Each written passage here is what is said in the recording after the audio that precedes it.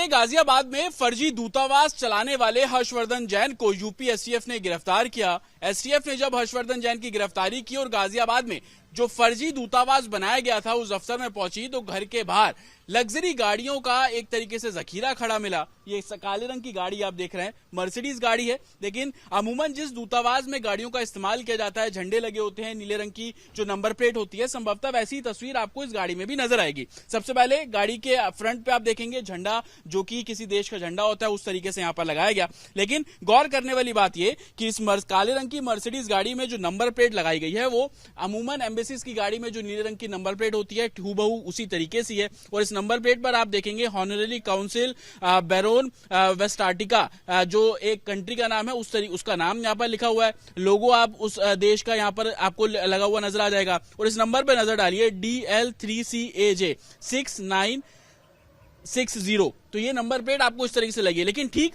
इसी नीले रंग की नंबर प्लेट के नीचे आप एक सफेद रंग की नंबर प्लेट देखेंगे, उसमें CDI03, जो कि एम्बेसीज की गाड़ी में छोटे नंबरों का इस्तेमाल होता है, तो वो नंबर आपको यहां पर नजर आ जाएगा। और ये काले रंग की गाड़ी का इस्तेमाल इसलिए किया जाता था ताकि कोई भी शख्स जब गाजियाबाद के इस दूतावास में पहुंचे, जो कि नकली दूतावास तैयार किया गया था, तो उस पर भरोसा जो है वो कायम किया जा सके, उसको लगे कि वाकई इस जगह पर जो दूतावास है वो चल रहा है। सिर्फ एक देश का दूतावास नहीं, इसी तरीके से 3 से 4 अलग अलग देशों के दूतावास किराए के घर में चल रहे थे और हर्षवर्धन जैन उसको चला रहा था। ये दूसरी गाड़ी आप देखिए, इस गाड़ी में भी आपको एम्बेसी के नीले रंग की जो नंबर प्लेट है वो नजर आ जाएगी, लेकिन जो देश है उसका नाम बदल दिया गया। सेब्रोका करके जो देश है, डी सेब्रोका, उसका यहां पर जो नाम है वो लिख दिया गया और नंबर ठीक उसी तरीके से DL1CR 6887। और ठीक उसके नीचे आप देखेंगे जैसा काले रंग की मर्सिडीज में दूसरा नंबर प्लेट था CDI08, उस पे 3 था, तो आखिरी में इसमें 08, क्योंकि हर देश का एक अलग नंबर होता है। तो इसी तरीके से 4 गाड़ियां जो है वो जब्त की गई है। हर्षवर्धन जैन दरअसल गाजियाबाद के एक किराए के मकान में उसने एम्बेसी खोली। लोगों को वो डिप्लोमेट के तौर पर मिलता था, कुछ लोगों को एम्बेसडर बताता था। यूपीएसटीएफ को हर्षवर्धन के बारे में जानकारी तब मिली जब एक हवाला ट्रांजैक्शन को ट्रेस किया गया। पता लगा कि गाजियाबाद में इस तरीके से जो नकली एम्बेसी दूतावास है वो चल रहा है। यूपीएसटीएफ ने जांच शुरू की तो पता लगा हर्षवर्धन 2011 में भी सैटेलाइट फोन के साथ गिरफ्तार हुआ था।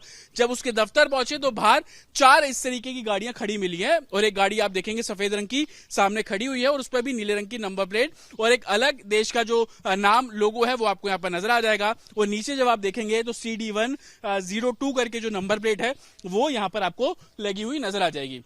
हर्षवर्धन को लेकर जानकारी यह भी मिल रही है कि वो लोगों को गुमराह करता था, मफल्ड फोटो अपने दफ्तर में लगाता था, तमाम राजनेताओं के साथ, पॉलिटिकल लीडर्स के साथ फोटो लगाता था, सिर्फ इसलिए ताकि भरोसा कायम हो सके और जो भी क्लाइंट उसके पास पहुंचे उसको भनक लगे कि वाकई में ये दूतावास है और ये बड़े नेताओं से मिलता है। और इस एवज में जो वो पैसे लेता था और वादा करता था कि विदेशों में नौकरी लगवा देगा। इसी मॉडस ऑपरेंडी को लेकर हर्षवर्धन काफी समय से गाजियाबाद के अंदर जो नकली दूतावास है वो चला रहा था। हालांकि पुलिस का साफ तौर पर कहना है कि फर्जी दूतावास को लेकर कार्रवाई की गई, 4 गाड़ियां जब्त की गई, हर्षवर्धन जैन को गिरफ्तार इस पूरे मामले में किया गया। लेकिन हर्षवर्धन जैन के पुराने संबंध ड्रग तस्कर अदनान से भी जुड़ते हुए नजर आ रहे हैं, चंद्रशेखर जो कि हथियार तस्कर है उससे जुड़ते हुए नजर आ रहे हैं।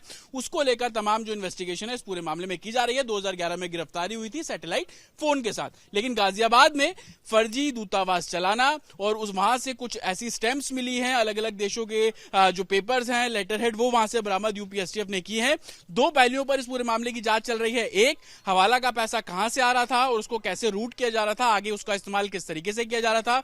दूसरा, जिन लोगों को विदेश भेजने के नाम पर, नौकरी देने के नाम पर फर्जी दूतावास के जरिए जो लेटर हेड, जो नौकरियां दी गई, उस एवज में कितना पैसा मिला, क्या वाकई ह्यूमन ट्रैफिकिंग की गई, इन तमाम पहलुओं पर अब यूपीएसटीएफ इस पूरे मामले की जांच कर रही है।